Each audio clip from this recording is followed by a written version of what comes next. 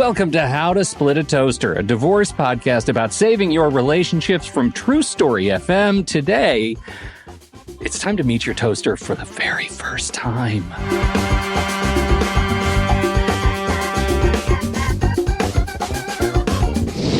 Welcome to the show, everybody. I'm Seth Nelson. As always, I'm here with my good friend, Pete Wright.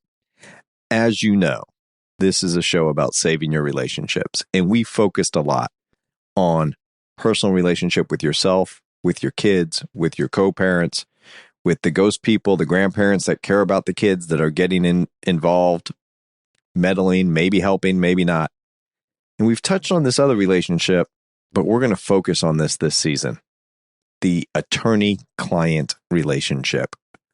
One of the most important relationships you have while you're going through this absolutely horrible process.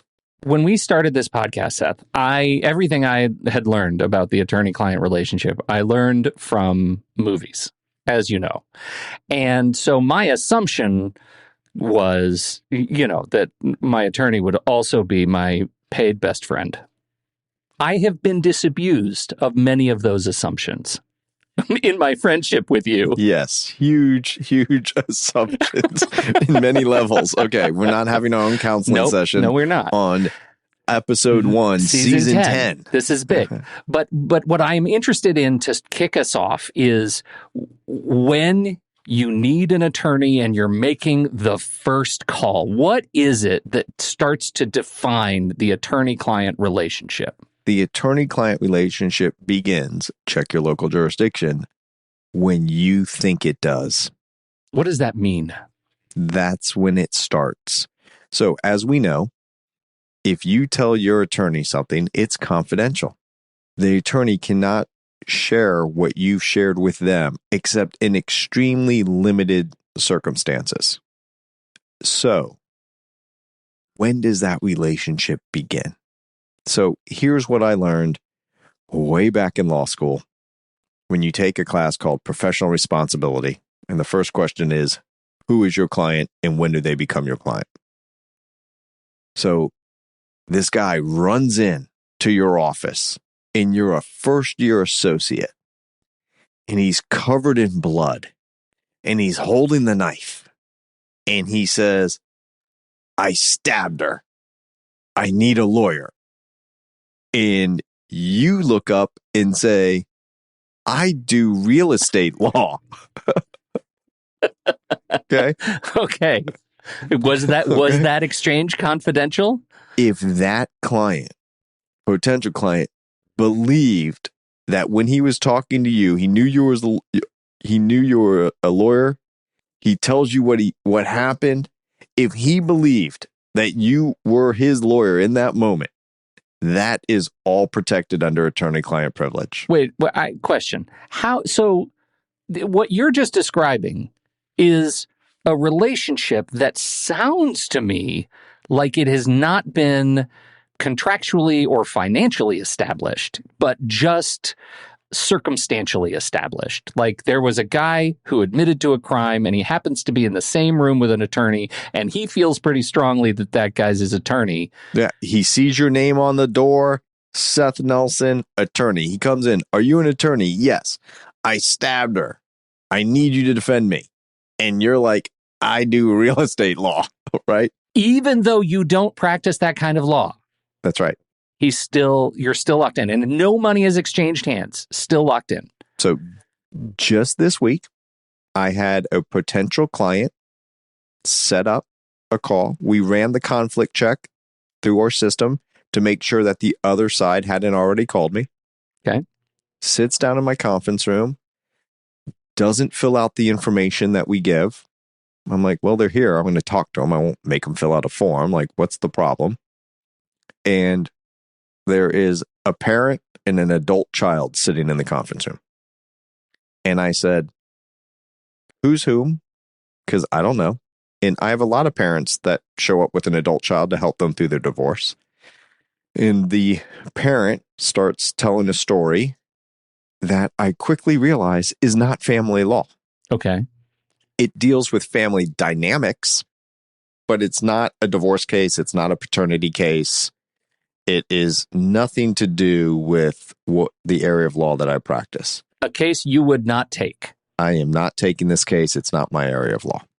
So before he said anything, I said, as long as your adult son's in the room, we don't have attorney-client privilege. So if you're going to tell me anything, I can be called to testify, right? Because it's not protected. And because the son is not the potential client. The son's not the client. Okay. That's right. Okay.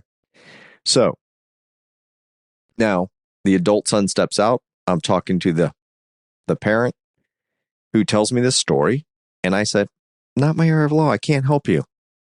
Give some referrals, goes along with their life. Okay. Everything that was said is protected under attorney-client privilege. He never paid me. We never signed a contract. He's sitting in my office. He's telling me this story. All protected from day one. So I give at our firm, at NLG, we give free potential client consultations. And the reason we do it is we believe that it's a way to give back, because maybe we can't help everyone, and maybe can't afford us, or maybe they don't even really need us, but we can point them in the right direction.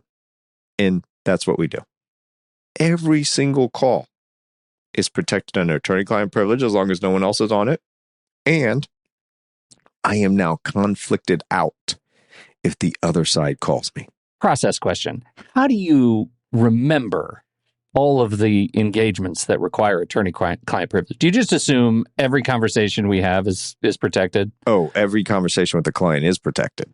But I mean, just in general, people who come in, they don't end up engaging your services. You just have to be, I just am having trouble wrapping my head around how enthusiastic you have to be about protecting attorney-client privilege, given the number of just starting conversations you have that don't lead to client relationships. There's 2 points to this. One is I take the attorney-client privilege in relationship very seriously. So when I go home and talk to my wife about my day, I will never say a name. I might say, I had a really tough case, or, I had this really interesting legal argument, and I represent husband or I represent wife. And sometimes I say, I represent X against Y, because maybe I don't even want to say whether it's a man or a woman, or maybe it's a same-sex marriage, and it just gets confusing in telling the story when you use pronouns and not names, and I'm never going to use a name. So it starts there. And people are like, well, how do you keep track of who calls? You can't remember all that. And you're right, I can't. And the other thing is, we have 5 other lawyers in the office. So one of my law partners or an associate could take the potential call in the morning and talk to a potential client. And that's already put in the system. And if the opposing party calls in the afternoon, we run a conflict check. It comes up a conflict, I'm out. Okay. Does attorney-client privilege extend to the firm? Yes. Okay. I think that's important to know. I think that's useful to know. Anything you say to a paralegal, to a legal assistant, to the receptionist is all covered under attorney-client privilege. So if I'm in a meeting with my client and I have the brand new receptionist day one in that meeting, all protected under attorney-client privilege. Great question.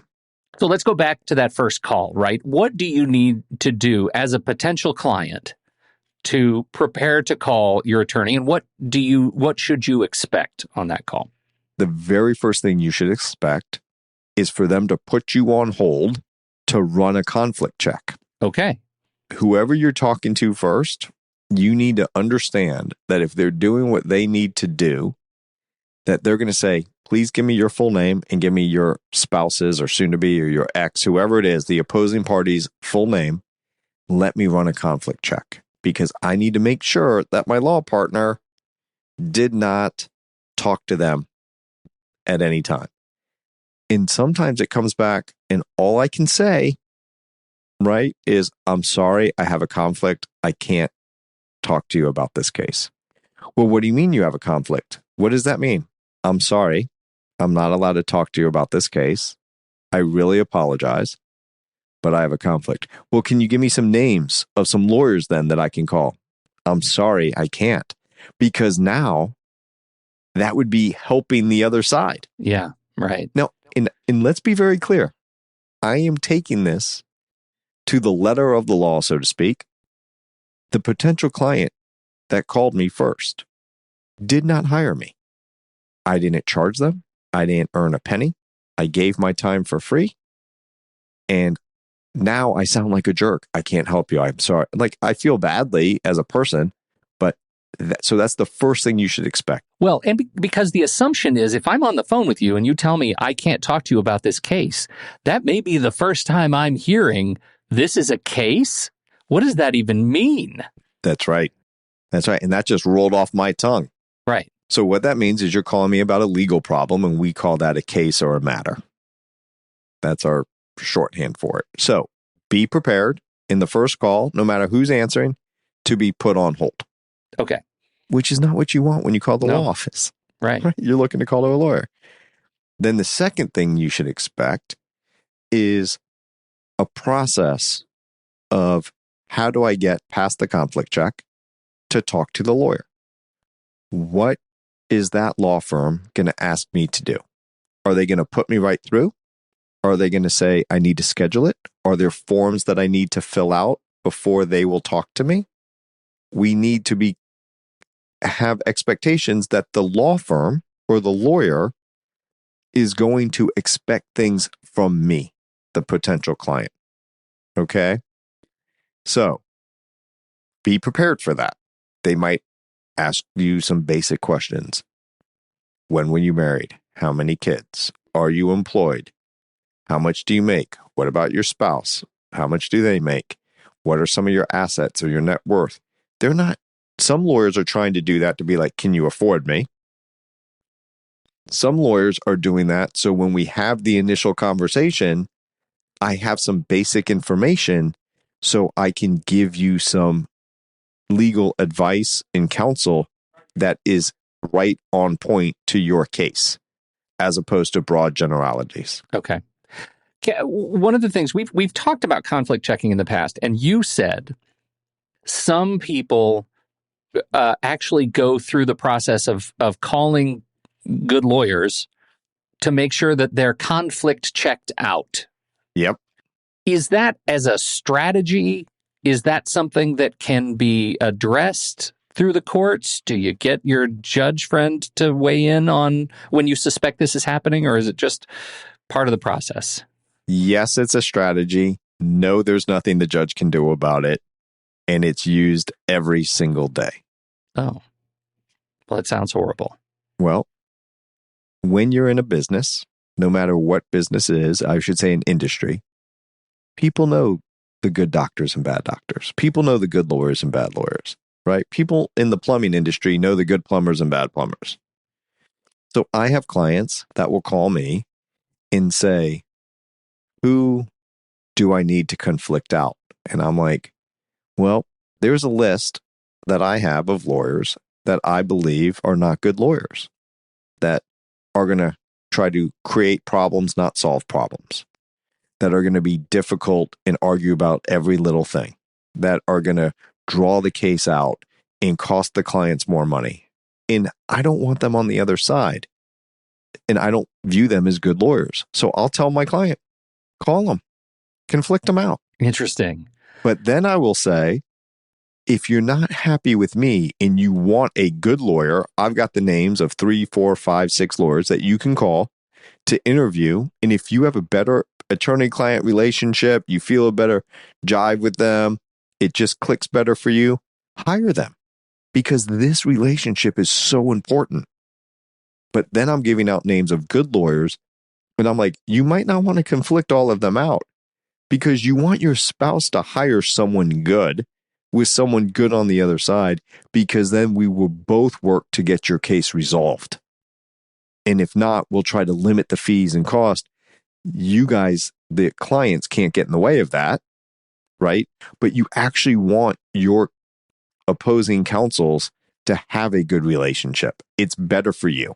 Well, that's a really interesting thing. And the way you put it is I think, compelling. It's this idea that having a good lawyer on the other side does not explicitly mean you have a super aggressive lawyer, or a lawyer that you have a lawyer who has the best interests of the dissolution of your marriage in mind.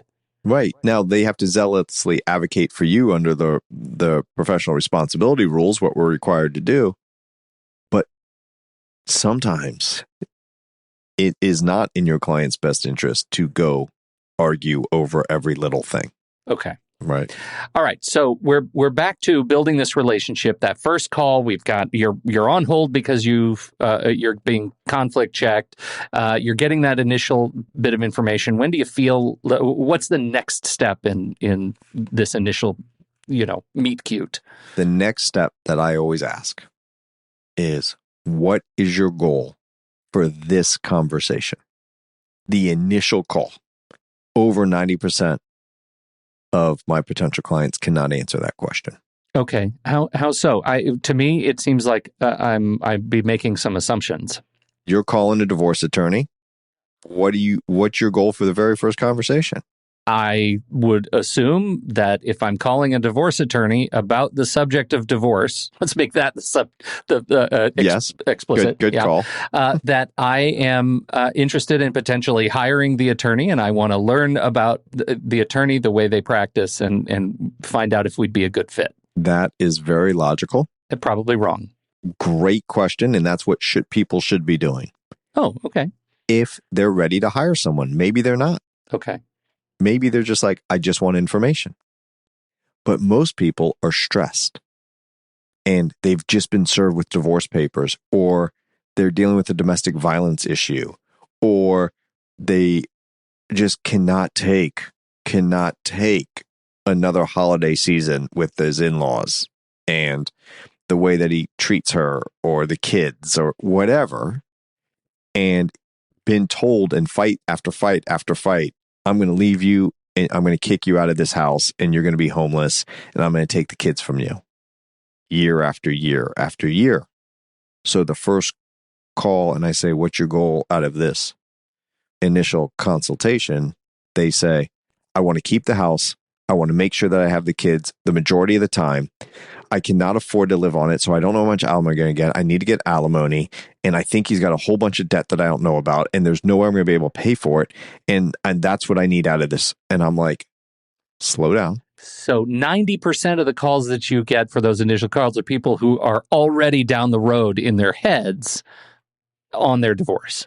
They are worried about the ultimate outcome, and that's what they're trying to talk to me about in the very first conversation. I can understand that. And I'm like, none of that is going to happen in this phone call. None of that is going to happen in this first meeting. What I can do for you is give you information with the limited information that you're going to give me in this 30-minute conversation, and me to take that information, do a legal analysis, come up with a legal opinion, and give you legal advice that is subject to change because the information that you give me might not be as accurate as you think it is. You just said there's a bunch of debt that I don't know about. That's going to impact the division of assets and debts. So if we don't know the exact numbers, right? So there's a lot of information missing, but I can start giving you an outline. I can start talking to you about substantive areas of the law and how that might impact your case. Would you ever be willing to give me a sense of timeline? Like, how long might it take to get from where we are on an initial call to the things I'm interested in talking about? Absolutely. Okay. We will talk about some of those things during that initial call because you'll say, I want to keep the house. And so when I go past parenting plan, and remember, first call, peace, parenting plan, equitable distribution, the division of assets and debts, alimony, child support, everything else, PEACE. That's our outline. So once I know, okay, no kids. Great. We're not talking about a parenting plan. Let's get to assets and debts. This new now hypothetical client, different than the one that was worried about not seeing her kids, says a stay-at-home mom for 20 years. The kids are out of the house. We have no minor children, and I don't know anything about my assets or debts. I don't know anything about the money. I know I swipe my credit card and it doesn't get declined, but I think we make a lot of money because we have a lot of stuff, but I don't know if it's debt or not. And I really want to keep the house, and I don't have a job, and I know I can't afford the mortgage, and I know we have a mortgage, but I don't know how much it is a month. So, so now we got to start breaking that down. And I'll be like, okay, slow down. How do we get that information? Let me give you some hypothetical scenarios, and I'm going to explain the concept of equitable distribution in that very first conversation, because that's their pressure point. That's what they're worried about. And then I'm going to explain how alimony works and give some basic information on that. Then I'm going to skip over C because there's no child support. Then I'm going to get to E, everything else, attorney's fees, cost, and the process. And so on your first call, one of your questions you should be asking is, how much will this cost and how long will it take? How much will this cost and how long will it take? Your lawyer or potential lawyer, the one you're talking to, that attorney-client relationship has been established, should not have a good answer to that question. Because you don't have enough information. You don't have enough information. They should be able to tell you, generally speaking, cases take from 6 months to 18 months. They'll range from 5,000 to 100,000. But from what you're describing to me, it should be in this range, assuming everything goes great. But if I get a bad lawyer on the other side that's going to run up a fee and argue about everything, that's a problem. Or if we find something substantive that we did not know existed at the time of that conversation. Right. When you start talking about like hidden debts, finances that we don't really understand, that feels to me like a potential red flag. That's right. And do we have to hire a forensic accountant to go look for that and to trace it? That's going to be an added expense. If you have kids and there's psychological issues with one of the parents and we have to hire a social investigation or do a psychological evaluation, the more experts you add on, the more cost there is. If you have a child with special needs and you have to hire a therapist to come in and evaluate how the parents are dealing with special needs children, that's more experts, more money, more time. Can I pivot just a little bit, because I'm super curious about this. We've got a lot of great information for the first call. When I finish this call with you, what should I expect on the second call as we wrap up this conversation today? Like, what is the next thing you're going to ask me to do when I hang up the phone? At the end of the call, I'm going to ask you, and a lot of lawyers are bad at this. I'm going to just say, do you want to retain NLG to help you through this difficult time? Easy. And if the answer is yes, I'll say, we will get a fee agreement out to you within 24 hours. And once you pay the fee, the refundable retainer is how we do it, and you pay and you sign the fee agreement, this is the next step. And our process starts. You're going to get an email from the paralegal giving you documents to start filling out. You're going to get an email from our schedule to get you on the calendar to come in and sit down with me for an hour or two to go through your case and do the do's and don'ts of what I need you to start doing now that you've retained us. And we're going to talk about that during season 10. Great. So we're going to start going through your case and your process and getting the information in a methodical way, in a linear way. And there's going to be bumps in the road and things are going to come up and we're going to have things that we didn't expect. But we're going to start, how do we communicate? Where do we communicate? So you should expect to get homework. But part of it too is coming in and sitting down so you understand it. And then we come up with a plan. And then every client's different. Are you overwhelmed by it? Do we need to schedule a time where you come in once a week for an hour so we can, eat this elephant one bite at a time? Or can we just give you the documents and you're going to get them to us? Sure. I love this whole plan for season 10. We are going to be having a few guests throughout the season, but in general, bringing it back to the law this season, and we're talking specifically about the process of working with your attorney. I think it's going to be great. So don't forget, everybody, bring those questions, right? Bring those process questions, especially as you're listening to this episode and you're thinking, I don't understand this concept. Let us help you. Let's get Seth, get these questions to Seth, and we're going to to bring you some answers to hopefully clarify what can be complicated process of your divorce. Yeah, I'm so excited about this season, Pete, because we've gotten a lot of great questions about co-parenting and what is a guardian ad litem and a forensic accountant, and how do I write better text messages, and how do I improve my own communication? And part of this is so important on the attorney-client relationship, and we're now getting a lot of questions of, I don't understand this legal term. What about jurisdiction? And so we talked about it with the one who will not be named, our producer. Yeah, right. And I hate to give him credit, but he goes, I think we really need to dive back into the law. Just reminds me that it might have been a mistake to bring him on, because that's an astute comment and it was probably too much. I know, but here was what I was thinking. He always has another motive. For sure. Do you think he's like preparing for a divorce? He's like, I want to dig into the law. Let me tell you, I know his wife, and she would never let him leave. That's right. She would not. We might have to get her a criminal defense attorney, which we can do. I know really good ones around the country. You saw Misery. She's his number one fan. So, okay. First phone call. Here's a little checklist. Have written down, if need be, some basics. You should know some of this by heart. How long you've been married, date of your marriage, where you've lived for the last 6 months, and where have your kids lived for the last 6 months. As much about your finances as you know without going crazy trying to find them. Assets, debts, income. Okay. You should know the number of children you have. Okay. Yeah, I'm hoping. Some easy ones there for you. And have a list of questions that you want answered. And make them bullet points. Okay. Now, you dropped the jurisdiction point earlier.